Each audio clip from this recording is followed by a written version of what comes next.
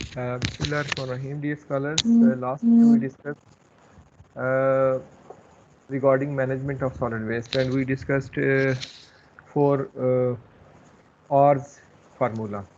You are very much familiar with four R's formula like refuse, reuse, recycle, and reduce. And I added one more R like rethinking related to the rethinking. You know, these all were very important if we follow them, and particularly the fifth one, the rethinking or is very important for those people who are manufacturers, who are engineers of the product of related to the environment, and it's our duty to apply further R's on the environmental management like refuse. Refuse mean when you deny to use of more hazardous item, and you will try to curtail the utility of hazardous material, particularly which cause environmental problem. Those may be shopping bags or similar items that can cause visual, aesthetic, or any type of environmental pollution later on. Then reuse. We can reuse things very easily at domestic level and industrial level, and even on departmental level. Certain things we usually disposed or litter very commonly in dustbins. We may have certain uses of them, so we should try to reuse them, or we should advise to reuse them. If we are not ready to use them, we may spare those items for the others, for the deserving peoples. Like we have clothes, stitched clothes are at our home, or wearing goods, jackets, coats, waistcoats, or shoes even. We usually think when those are out of order, or maybe out of fashion, we usually discard them. We should gift it to the deserving peoples, and this is also practice of reuse. And then recycle. Recycling mean, as we discussed last day, that recycle is when we mold one thing and utilize that particular thing in a new shape, or you can say that item will incorporate in a new circle and will be utilized again. And reduce mean when you uh, try to use the thing in a minimum fashion, like when you will try to reduce the thing, it's mean if you are on a shop, you are gonna buy some items, grocery items, and shopkeepers uh, is giving you like 5 or 6 or 7 shopping bag for different items. So you may ask him to put it into 1 or 2 bags, and then you may reduce uh, this practice. And similar certain practice are there. While adopting them, uh, you can easily manage the thing, or you can say reduce the thing which may be hazardous to the environmental uh, management. So the management of the solid waste is done according to its nature. So what is the nature? It is of 5 types. Like primarily we have to manage the medical solid waste, which is more important. As I discussed many times before, that medical waste is usually referred as red waste, or infectious waste, or it may be referred as risk waste as well. Then management of non-degradable solid waste, then management of hazardous waste, it's also type of medical waste. Then management of non-hazardous and biodegradable solid waste. uh, Hazardous waste sometime of you can say medical type, and sometime it may be related to the explosive, or related to the toxicological effects. Then management of electronic e-waste. As I discussed earlier, that e-waste doesn't mean anything that is related to the software of anything. Uh, it's a hardware of electronics. When we throw different out of dated, or you can say out of fashion electronics, then those become e-waste. Then the very first segment that is very important, that is management of medical solid waste.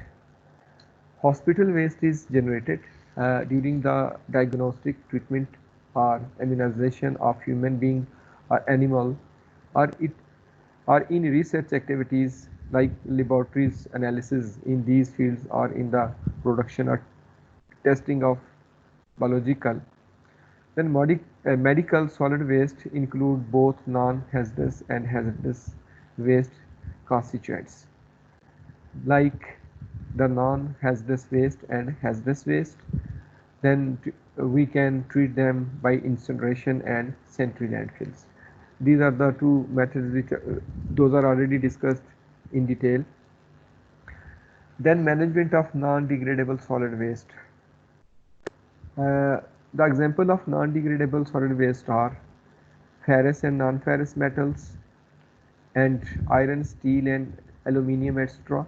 Then glasses, plastics, textile, and their treatment uh, is already discussed, and their treatment options are recycling.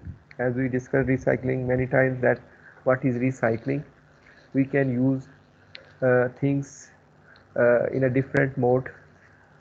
And then sanitary landfills, you have concept of landfill, that when we put uh, things in a specific engineered place to manage the solid waste technically.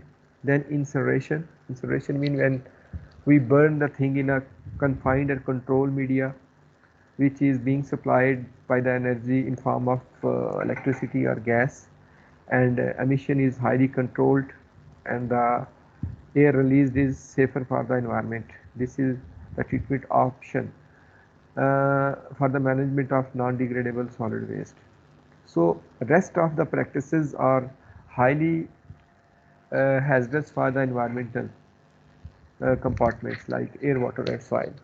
So if we are practicing apart from these three practices, then we are actually damaging the environment. So these are the only treatment options. By following them, we can manage the non-degradable solid waste of the hospital. Then the management of hazardous waste. Hazardous mean in Urdu we can say the nuksandeh, very dangerous to the living thing, not only for the human being but for the all living biota, maybe hazardous for the plant as well. Following process applied in the hazardous waste treatment, like physical separation, then gravity separation, dissolved air flotation, solvent extraction, sorption or absorption on activated carbon. These are very new techniques. You may be familiar about one or two, but I think these practices may not be very common, or you are not familiar with these practices. So further options are treatment, thermal treatment, incineration, and biological treatment. These are the practices. By following them, we can manage the hazardous waste around our peripheries. Physical separation is a very simple method in which we can just separate the things by hands, by machinery, and tangibly we can segregate hazardous material from the non-hazardous. This is the physical separation. Like if you have certain hazardous material in your home, you may ask someone to separate from rest of the things, or you can do this by yourself as well. And next one is gravity separation. So come on the gravity separation. It is an industrial method of separating two components, either a suspension or dry granular mixture, where separating the components with gravity is sufficiently practical. Like the component of mixture have different specific weights. All the gravitational methods are common in the sense that they all use gravity as the dominant force. One type of gravity separator lifts the material by vacuum over the inclined vibrating screen covered deck. This results in the material being suspended in air while the behavior impurities are, or you can say the heavier. Heavier mean those will be settled over there and they have huge masses. Heavier impurities are left behind on the screen and discharged from the stone outlet.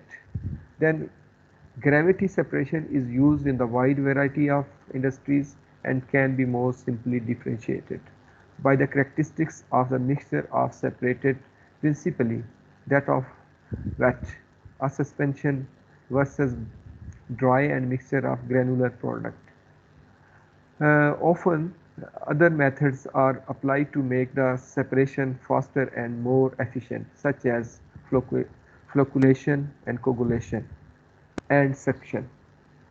The most notable uh, advantages of the gravitational methods are their cost effectiveness and, in some cases, excellent reduction. Then gravity separation is an attractive unit operation as it generally has low capital and operating costs, uses few if any chemical that might cause environmental concern, and the recent development of new equipment enhances the range of separation possible.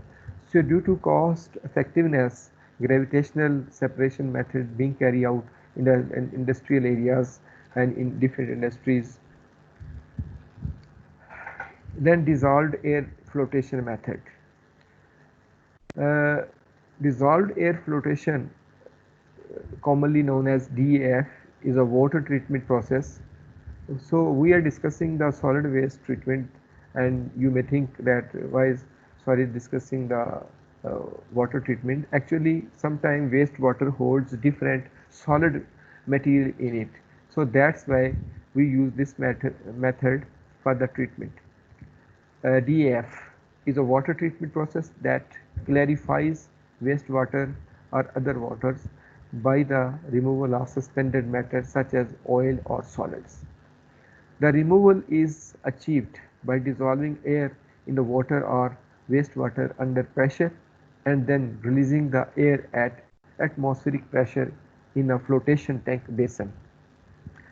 The released air forms tiny bubbles which adhere to the suspended matter, causing the suspended matter to float to the surface of the water, where it may be removed by the skimming device. Then solvent extraction. It's a next method for the removal of hazardous material. You know that solvent extraction is the separation of the constituents of a liquid solution by contact with another immiscible liquid if the substances comprising the original solution distribute themselves differently between the two liquid phases, a certain degree of separation will result and then may be enhanced by use of multiple contacts. The major application of the solvent extraction to waste treatment has been in the removal of phenol, which is an organic solvent, from byproduct water produced in the coal coking, petroleum refining, and chemical synthesis that involve phenol. The use of supercritical fluids, commonly known as SCS, most common carbon dioxide as extraction solvent, has been one of the more promising approaches to the solvent extraction. SCFs are fluids existing at or above the lowest temperature which condensation may occur. Above the critical temperature, certain fluids exhibit characteristics that enhance their solvent properties. Organic materials which are only slightly soluble in particular solvents at room temperature become completely miscible with the solvent when under supercritical conditions. The excellent solvent properties result from the rapid mass transfer ability and the very low density that characteristics an SCF. Major advantages of SCFs are short residence time with no car formation or char formation.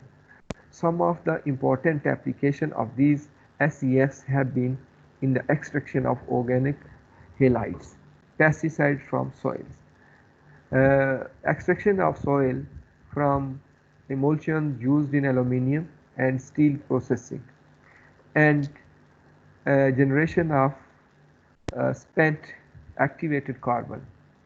So, supercritical ethane has been used to purify waste oil, then contaminated with PCBs, polychlorinated biphenyls, metals, and waters.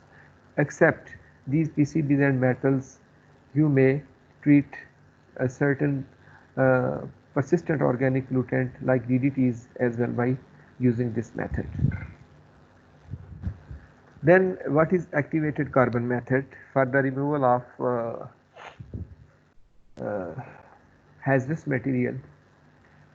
So activated carbon can be prepared from many common substances that are high in carbon, and bituminous coal is a typical starting point. First, coal is heated in the absence of oxygen. It may be exposed to other chemicals such as argon and nitrogen, and heated again in the presence of steam and oxygen. The second heating process creates a pore structure and active, act, activates the carbon by greatly increasing the surface area of the carbon. A great environmental and economic stage of activated carbon is that it is recyclable following the thermal treatment to dry off absorbed compounds. The process is called reactivation. Absorption is not the misprint, it is different from absorption. Adsorption occurs when atom ions or molecules from a gas, liquid, or dissolved solid adhere to a surface. When the substance is absorbed, on the other hand, it fills the empty space inside the solid. Absorption is usually weak and reversible, but organic compounds with color, taste, or odor substances we prefer to exclude from all drinking water tend to bind strongly to activated carbon. Activated carbon can be utilized in a granular, commonly known as GAC, from placed in filter bed or media through which water passes, or can be utilized in a powdered form, commonly known as PAC, that is fed into treatment train and removed along with other solid present in the water being treated. So next is management of non-hazardous and biodegradable solid waste. So non-hazardous solid waste is totally waste including municipal waste, industrial waste. Industrial waste may be sometime maybe it is hazardous, but majorly industrial waste like waste from chipboard factories, from foam factories, or you use say from the textile factories. That type of waste is usually non-hazardous. then agricultural waste and sewage sludge. So following methods are followed by management of non-hazardous and biodegradable solid waste. Uh, we have already discussed these options for the management of non-hazardous or biodegradable waste like open dumping. You know what is open dumping? When we use practice of throwing of waste on open lands nearby houses, nearby cities, anywhere on the surface of earth, that is open dumping. Landfills, when we engineered a structure for the proper management of waste and for the generation of energy from the degradation of waste present in the specific trench, or you can say specific engineered uh, structure like septic tank. Then anaerobic digestion, where microbes are not involved, as we discussed in our last lecture, and then composting, then vermicomposting. These are the practices which are already discussed for the management of non-hazardous or biodegradable solid waste. Then management of e-waste, like electronic waste. Electronic waste is of concern largely due to the toxicity and carcinogenicity of some of the substances if processed improperly. Toxic substances in electronic waste include lead, mercury, cadmium, and carcinogenic substances in electronic waste may include polychlorinated biphenyls. A typical computer may contain more than 6% lead by weight. So capacitors, transformers, polyvinyls carbons, insulated wires of the polychlorinated biphenyls. Then sources, constituents and effect of the e-waste. There is a chart which will show you more detail.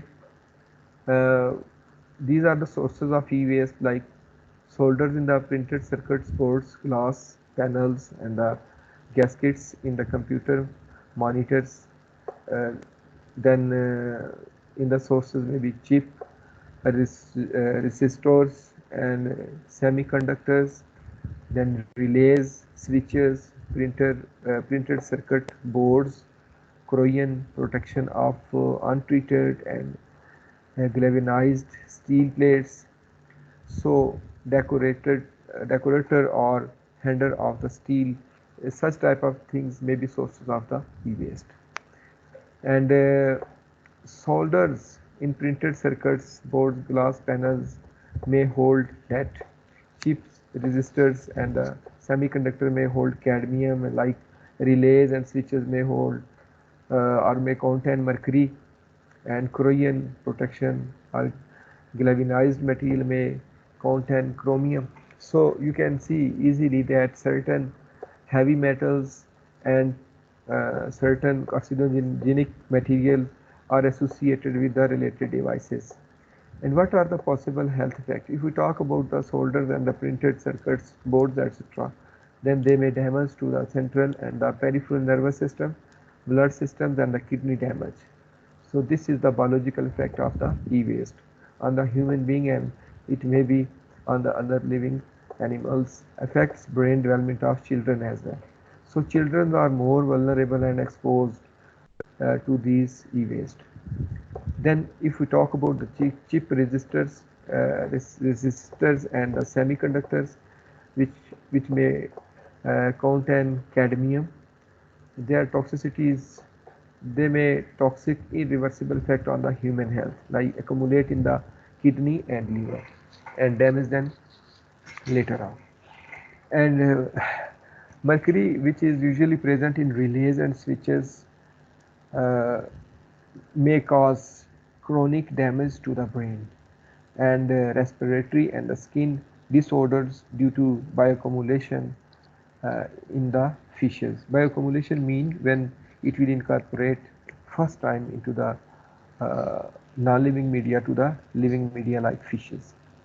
And then If we talk about the hexavalent chromium, which is CR6, usually chromium is present in the geological strata in a CR3. Uh, but when it is processed or being utilized in the any electronic or any leather products, it may convert into the hexavalent. And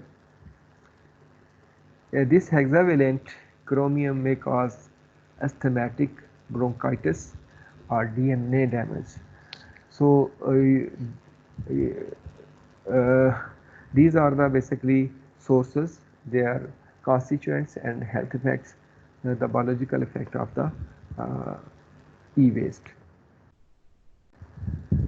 Then here are treatment methods for the e-waste. E-waste constituent of uh, diverse items like ferrous and the non-ferrous metals, glass, plastics, electronic components, and the other items. The potential treatment options based on the composition are given below. Encapsulation, as I discussed encapsulation in my last lecture, then we wrap, or you can say save waste or protect something by wrapping it, that is encapsulation. Then incineration. Incineration, you are familiar with the terminology that when we burn the waste in a confined media on a high temperature, then it's an incineration. Then central landfill, already discussed many times. Then reuse of electronic waste is a common practice, and which is suggested by different universities and the scientists, that if we don't have facilities of encapsulation, incineration or central landfill for the treatment of e-waste, then we should go for the reuse of electronic waste in the form of a stool. So on the right hand side of the slide you can say a stool developed by the e-waste, which is commonly known as e-waste furniture. You can mold e-waste to formulate different type of waste material, not only the stool, but it may be of benches, it may be desks or tables or chairs or anything which can be designed by the e-waste. So designers Rodrigo Allison created N plus EW. N plus EW mean no more e-waste, no more e-waste, or no further e-waste. N plus EW mean no further e-waste or no more e-waste. Seats. Basically, Rodrigo Alonso is a manufacturer, furniture manufacturer company. Though that company created first time a neo steel to address this tool that are formed of a whole lot of electronic junk. This was covered back in 2007. The idea behind N plus EW isn't the creation of a recyclable object, but the way to immortalize and to give a last use of objects that their only destination is contamination. So technology's fast pace has left in its path mountains of electronic waste, but it has also given way to a new medium for eco-designer. Eco-designer is a terminology which is being used for the environment-friendly people who always are environment-friendly engineers who design products which are friendly for the environment and don't pose any threat for the living biota. So eco-designer to work with made from unloved CDs, quirt high boards, multicolored cables, and motherboards suspended in an admittedly not so eco-exposed resin environment. These trash-looking seats by Chilean Rodrigo Alonso turn all these e-waste into technology time capsule, so dubbed N plus EW, which stand for No More Electronic Waste. These limited edition seats stand out in a big way.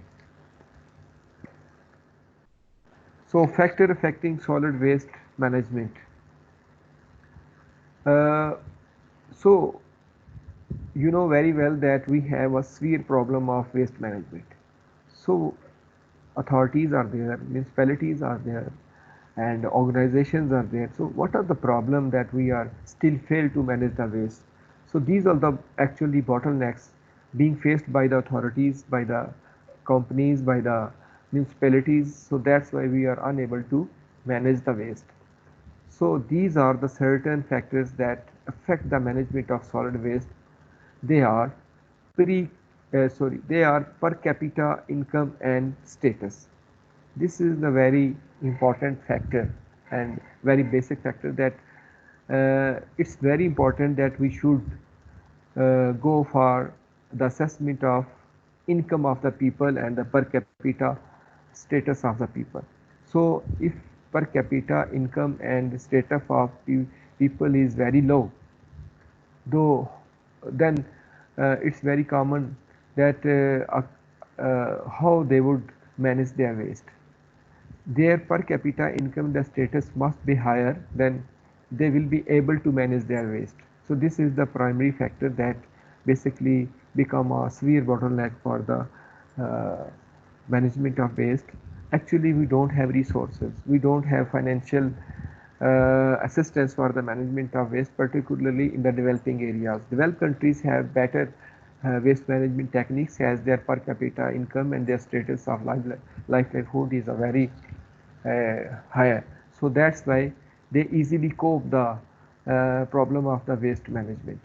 Then climate and the percentage moisture.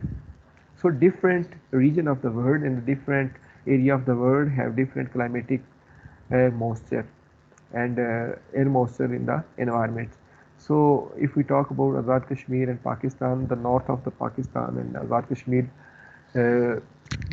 does have much moisture in the air, but rest of the area like Balochistan and Punjab and Sindh have less moisture content in air.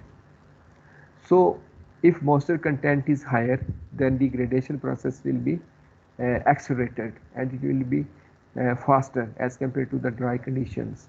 So moisture condition is another bottleneck being faced in the specific area which don't have moisture content in the air or in the soil.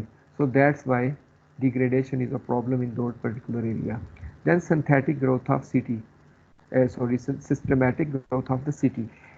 If cities are well planned, like Islamabad or any other developed countries, where cities are in a linear form, houses are in a linear form, and they have proper drainage system, they have proper waste collection system, where the management is maybe not a big deal. So where cities are haphazard, they don't have any symmetry or they are not systematic, like city of Karachi or you can say city of Rawalpindi, then we have waste management issues.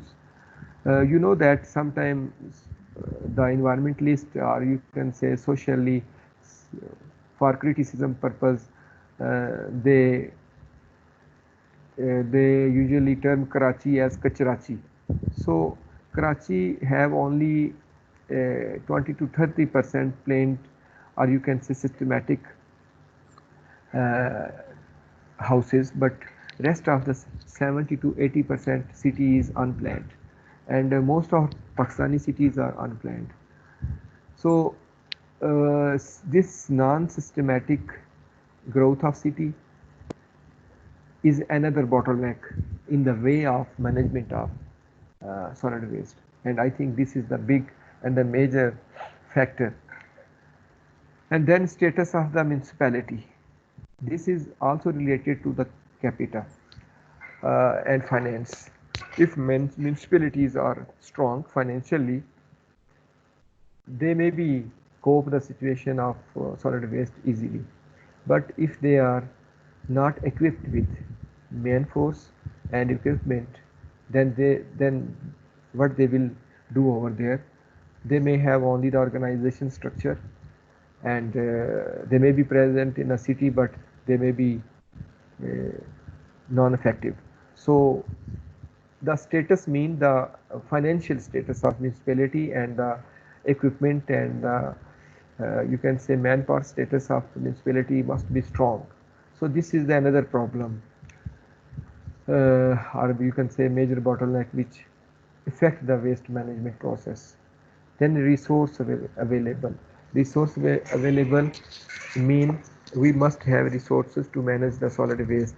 One resource is finance, other resource is machinery, third resource is proper land for disposal, and the fourth resource is energy for the collection and for the incineration, for the burning of the waste. We have certain, we have need of certain type of energies. So if resources are lacking, then how would a municipality or authority will tackle the issues of management? So these are the basically five major bottlenecks which are, you can say, affecting the solid waste management process. So I will conclude this lecture by saying that solid waste management is the process of removal of solid waste in such a manner that it does not cause any problem to the environment and the living organism as well. It is done through different method as per the category of the solid waste. So thank you very much, students. Now session is open for question. If you people have any query, you may ask. You are welcome.